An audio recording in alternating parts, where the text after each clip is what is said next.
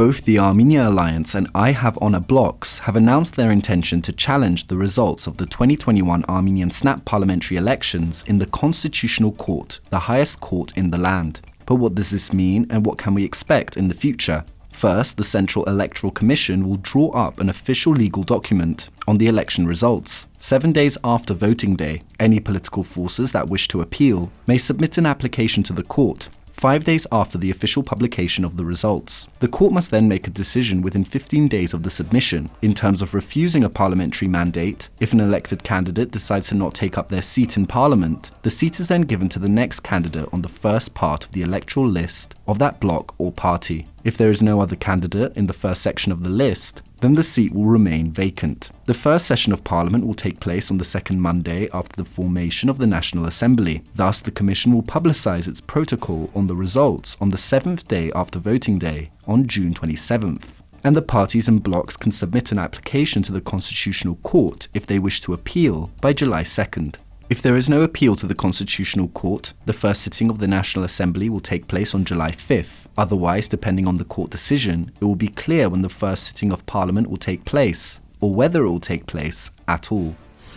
In other news, the head of the Armenian Air Force Department, Armen Vartanyan, and the head of the Engineering Corps of the Armed Forces, Iskhan Matosyan, have been both dismissed by a presidential decree at the suggestion of the Prime Minister. An acting Prime Minister Nikol Pashinyan has met with Samvel Karapetyan, chairman of the Tashir Group of companies and founder of the Investors Club of Armenia. They discussed steps to improve Armenia's business environment and a number of investment programs being implemented by the Tashir Group.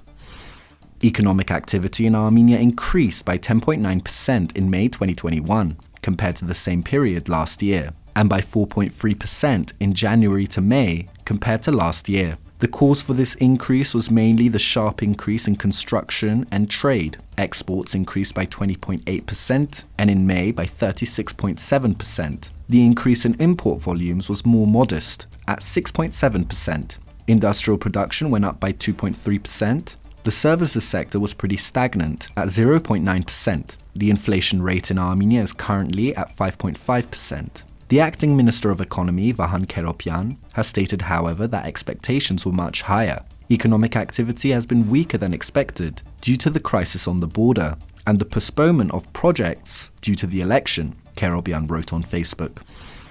And finally, in the latest edition of Insights with Eric Hakopian, Eric looks over the post-election developments of the past few days. Eric also speaks on the reactions in the diaspora, the comparisons that can be drawn with Azerbaijani authoritarianism, and why free and fair elections are important.